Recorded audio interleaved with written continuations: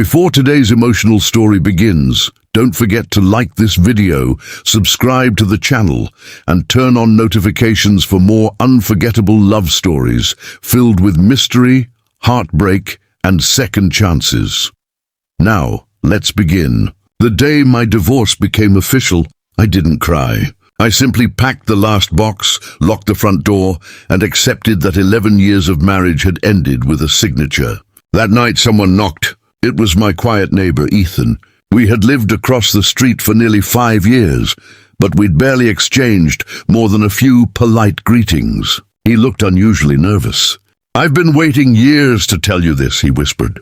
Before I could respond, he handed me an old envelope. My heart nearly stopped. My late father's handwriting covered the front. I had never seen that letter before. "How did you get this?" I asked. Ethan lowered his eyes. "The night your father passed away, he asked me to keep it safe. He made me promise not to give it to you unless one day you truly needed a new beginning." With trembling hands, I opened the letter. "My dear daughter, if you're reading this, life didn't go the way either of us hoped. But don't mistake heartbreak for the end of your story. Across the street lives a young man who once saved my life during a winter storm. He refused every reward I offered. Since then, he's quietly kept his promise to look out for you whenever I couldn't." Tears blurred my vision. I looked at Ethan. "You knew my father?" He smiled sadly. "He became the father I never had." Suddenly, years of strange memories made sense.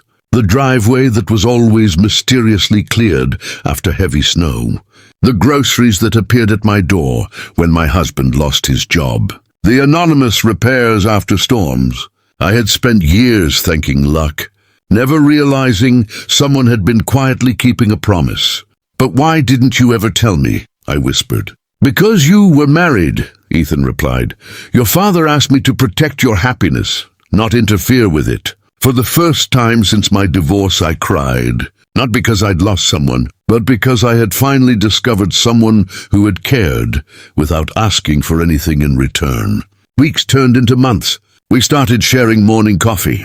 Long walks replaced lonely evenings.